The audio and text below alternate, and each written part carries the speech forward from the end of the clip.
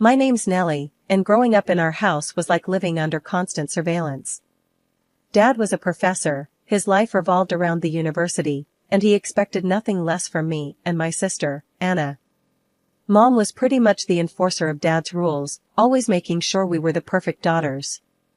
It was a regular evening at home, and I was trying to finish a book I'd been secretly reading under the covers for the past week. The living room was buzzing with the usual chatter about Anna's latest achievements. She went to high school, and every day there was a new reason for our parents to be proud. Dad's voice boomed from the living room, pulling me back to reality. "Nellie, can you come here for a moment?" Dragging myself away from my book, I headed to the living room. Anna was sitting on the couch, grinning like she'd won the lottery, while Mom was passing around cups of tea. Dad cleared his throat as I walked in. "Sit down, Nellie. We were just discussing Anna's latest paper. It's been selected for the school's research journal. A significant achievement." "That's great," I mumbled, forcing a smile. Anna shot me a look, her eyes sparkling with that all-too-familiar mix of pity and superiority. Mom chimed in, her tone laced with that nagging edge I knew all too well. "Your sister works so hard. We're just hoping you'll start putting in some effort too, Nellie. We've yet to see you shine like your sister." I sank into an armchair, feeling the weight of their expectations crushing me. "I'm doing my best," I replied, my voice barely above a whisper. Dad's response was quick, his words sharp. "Your best? We expect excellence, Nellie. Not just best. You need to start thinking about your future, about making something of yourself." I wanted to scream, to tell them that I had my own dreams, that I hated biology and the sterile life they were pushing me into. But I knew better. Instead, I nodded, pretending to absorb their advice. "Why can't you be more like your sister?" Dad's question wasn't really a question, it was an accusation. Anna just sat there, sipping her tea, the golden child basking in her perfect little world. I stood up, feeling the need to escape before I said something I'd regret. "I have homework," I said, turning towards my room. "Remember, Nellie," Mom called after me, her voice stern. "We're only hard on you because we care. You'll thank us one day." In my room, I closed the door gently, leaned back against it, and let out a breath I didn't realize I'd been holding. The walls of my room felt like the only place where I could be myself, away from their constant comparisons and impossible standards. High school felt like a minefield. Each step had to be calculated, or else it would set off an explosion at home. Anna was already in college, the pride of the family, leaving me to navigate the turbulent waters of my teenage years under the ever-watchful eyes of Mom and Dad. One particularly drab Tuesday, I decided enough was enough. If I had to play the part of the obedient daughter, I was at least going to find small ways to make it bearable. That morning, before school, I slipped on a bright red band under my dull gray sweater, a small act of defiance, but it felt like claiming a piece of my identity. At school, I was a different person. I hung out with Max and Liz, a couple of outcasts like me who didn't fit the typical mold. We'd skip the occasional class to hang out in the old music room, where I could finally breathe. "Nellie, you coming?" Max nudged me as the bell rang for the next period. "Yeah, let's get out of here," I replied, grabbing my bag and following them. We settled into our usual spot, and I pulled out my hidden headphones, ready to drown in some music that Mom and Dad would never approve of. Liz watched me, an eyebrow raised. "Still hiding that stuff from your folks?" she asked, her tone a mix of amusement and pity. "Yeah, Dad would flip if he knew I was into punk rock. You know how he is about proper influences and all that crap," I muttered, fiddling with the headphone cord. Max laughed, shaking his head. "Man, your parents are something else. How do you stand it?" "I don't know. I just do what I have to do, I guess. Keep my head down, mostly." The conversation drifted away from me as I lost myself in the music, the lyrics pumping me up, giving me a dose of courage I desperately needed. Later that week, I decided to take an even bolder step. I'd been saving up from my part-time job at the local bookstore, a job Mom and Dad barely approved of, and bought a pair of ripped jeans. Hiding them in my bag, I changed at school on Friday, ready to feel a little more like myself. Walking home in those jeans felt exhilarating, but as I turned onto our street, my heart sank. There was Dad, waiting at the front door, arms crossed. Panic set in. I had forgotten he was home early on Fridays. "What on earth are you wearing, Nellie?" His voice was calm, but the disapproval was clear as day. "They're just jeans, Dad. Everyone wears them," I said, my voice small, bracing for the storm. "They are not just jeans. They are a statement, and not one we approve of. Go change. Now." I clenched my fists, fighting the urge to yell back. "It's just clothes, Dad. It doesn't change who I am." He stepped closer, his presence imposing. "Everything you do reflects on this family, Nellie. Remember that." I stormed past him, slamming the door to my room behind me. The jeans were thrown into the back of my closet, hidden yet again. But something inside me had shifted. That night, I made a promise to myself. No matter how small, I'd keep finding ways to rebel, to be me. Even if it meant just a hidden streak of red or a song no one else knew I loved. When it was time for me to pick a university, the whole choice part was a joke. Dad had it all mapped out. I was going to the same university he taught at, just like Anna. The decision wasn't mine, it was handed down like a family heirloom I never asked for. The major? Biology, Dad's field. "It's a respectable field, Nellie, and you'll have a secure future," he'd said the night we talked about my so-called choices. The truth? I had no interest in biology. I wanted to study literature, lose myself in books and stories, not cells and organisms. But that wasn't part of Dad's plan. "Think about your future, Nellie. This is for the best," Dad had said that evening at dinner, his tone final. Mom just nodded along, adding, "Your father knows what's best, dear. Anna's doing wonderfully well, just follow in her footsteps." So, that was it. I enrolled in biology, and just like high school, college became another series of hoops to jump through. The first year was a blur of classes I had zero interest in. I'd sit in the back of lectures, doodling in the margins of my notebooks or getting lost in my thoughts, imagining I was somewhere else, anywhere else. One afternoon, I bumped into a senior student, Mark, at the campus cafe.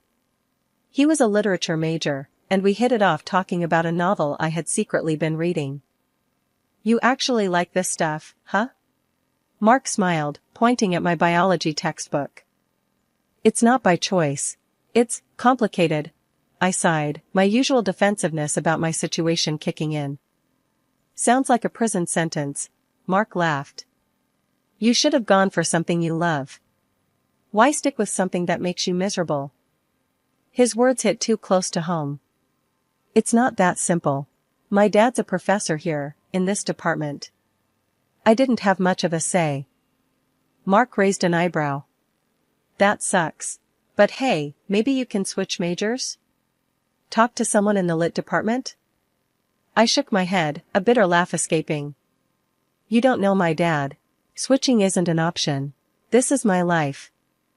As the year dragged on, I met with Mark a few more times. He became my window to the world I wanted to be part of.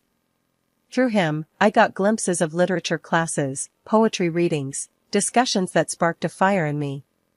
But at the end of each meeting, I had to return to my reality, the world of biology labs and lectures that felt more suffocating each day. My last year at university was nothing short of a family spectacle, thanks to my sister Anna's grand wedding. She had recently introduced her fiancé to us, Michael, a lawyer 10 years her senior, working for a large corporate firm. My parents couldn't have been happier with her choice. He was exactly what they envisioned for both their daughters, successful, respectable, and financially secure. At their engagement party, the joy on my parents' faces was unmistakable. They had the perfect son-in-law. The wedding preparations were a flurry of activities where every detail, from the bridesmaids' dresses to the flower arrangements on the guest tables, was meticulously chosen by Mom. She relished her role, guiding Anna through every step, ensuring the day would be nothing short of perfect according to their standards. After the wedding, which went exactly as my parents had planned, Mom's visits to Anna became more frequent. She would often tell her how to manage her new home, advising her on everything from hosting dinner parties to managing finances, all the while hinting that I should start looking for a husband of similar caliber. "I hope you're paying attention, Nellie," Mom would say on her return from these visits. "You'll need to know all this when you find the right man. It's time you thought about settling down too." One chilly November afternoon, after another lecture I barely listened to, I decided to take a different route home through the old part of town. That's when I saw him, Jake, leaning casually against a vintage race car, a stark contrast to the world I was entangled in. "Nice car," I said, drawn to the bright red paint and the powerful engine sound. Jake looked up, a wide grin spreading across his face. "Thanks. She's a beauty, isn't she? Took me ages to get her running this smooth. Wanna take a ride?" I was just about to test her on the open road. I hesitated, glancing back the way I came. It would be so easy to just walk away, to return to the path laid out for me. But something in me rebelled at the thought. "Sure, why not?" I replied, surprising myself. It felt reckless, but exhilarating. The ride was liberating. The speed, the wind, the sheer freedom, it was intoxicating. For those moments, I wasn't Nellie, the biology student who was suffocating under her parents' expectations. I was just Nellie, the girl who could go anywhere and be anything. When we finally slowed down, Jake looked at me, his eyes curious. "You seem like you really needed that escape. What's your story?" I sighed, the weight of my world settling back on my shoulders. "It's a long one. Let's just say I'm stuck in a life I never chose." He nodded, understanding more than I expected. "I get it. I was there once, stuck, I mean. Until I decided to do something about it. Life's too short to live someone else's dream, you know?" Over the next few months, Jake became my escape, my slice of freedom. We met often, driving for hours, talking about everything and nothing. He showed me that another life was possible, one where I could make my own choices. One evening, as the city lights twinkled below us, he turned to me, serious. "Nellie, I don't want to be just an escape for you. I want this to be real, for us to take on the world together. What do you say?" Looking into his eyes, I realized this was it. My chance to choose my own path. "Yes," I said, my voice steady. "Let's do it. Let's be real together." The day I decided to introduce Jake to my parents, my stomach was a tight knot of nerves. I knew this wasn't going to be easy. Jake, with his leather vest, black t-shirt, ripped jeans, and hair tied back with a simple string, wasn't what my parents envisioned for me. He was the antithesis of the clean-cut, suit-and-tie professional, like my sister's husband, Michael. We walked up the driveway, and I could already feel the judgmental gaze that would come through the curtains. I took a deep breath and rang the bell. My heart pounded as the door swung open, revealing my mom, her expression transforming from surprise to shock in an instant. "Mom, Dad, this is Jake," I said, trying to keep my voice steady. Jake stepped forward, offering a friendly smile. "Nice to meet you," he said, extending his hand. My dad looked him up and down, ignoring the offered hand. "What did you say you do for a living?" he asked, his tone harsh. "I'm a mechanic," Jake replied, undeterred by the cold reception. "I also race cars." Mom gasped softly, clutching her chest as if the words were physical blows. Dad's brow furrowed deeply. "A mechanic? And that's supposed to support my daughter?" I jumped in, feeling the need to defend him. Jake is amazing at what he does. He's passionate and incredibly skilled. Dad snorted, shaking his head. "Skills in racing cars? That's a hobby, not a career. What about your education?" Jake was calm, though I could tell he was starting to get annoyed. "I've completed specialized courses for my trade. I didn't go to university, if that's what you mean." The room went cold. Mom looked like she might faint. "You expect to marry my daughter with no proper education?" "I love Nellie," Jake said firmly. "I intend to make her happy." "Happy? With what?" Do you want to feel like a piece of trash in an old shabby apartment? Love doesn't pay the bills. Dad's voice rose, his temper flaring. I felt a surge of anger. I don't care about money. I care about being with someone who loves and respects me, I shot back. Dad pointed a finger at me, his face red. You're making a huge mistake. I won't allow it. We do not give our blessing to this farce. Mom's voice was shrill, panicked. You're not thinking clearly, Nellie. This isn't you. It's exactly me. This is who I am. Jake makes me happy, far more than any lifestyle you wish I had, I argued, my voice rising to match theirs. Dad was adamant. If you choose this man, you choose him over your family. We won't support this. If you leave with him, don't think you can come back. I took a deep breath, my decision clear. I choose us, Jake. I choose freedom and happiness, even if it means losing them. Mom burst into tears, and Dad's voice was cold as ice. Go then. And when he leaves you, don't come crawling back to us. I grabbed Jake's hand, pulling him toward the door. I won't. I'll never come back, I said, my voice steady, despite the tears I fought back. We walked out of the house, the door slamming shut behind us. The finality of that sound echoed in my heart. I had chosen my path, and as we drove away, I felt a mix of heartbreak and relief. The day of our wedding was bittersweet. I had secretly hoped that maybe, just maybe, my parents or Anna and her husband would show up, or at least send a card. But as the day went on, it became clear they wouldn't be part of it. The silence from their end was deafening, yet as I stood there exchanging vows with Jake, I felt a profound happiness that overshadowed the disappointment. After the wedding, life with Jake felt like a whirlwind of happiness and new beginnings. His passion for cars and his talent as a mechanic led him to pursue further training, specializing in servicing high-end, luxury cars. His reputation grew, and soon he opened his own company. It was a risk, but it paid off. Looks like all your hard work is really paying off, I told him one evening as we reviewed the company's growth charts. His face lit up with that smile that always made me melt. It's our hard work, he corrected me with a wink. Couldn't have done it without my top-notch dispatcher and business manager. Our personal life was equally rewarding. Jake's mom, who lived not too far from our new house, became like the family I had lost. She embraced me wholeheartedly, calling me her daughter, filling a void I hadn't realized was so profound.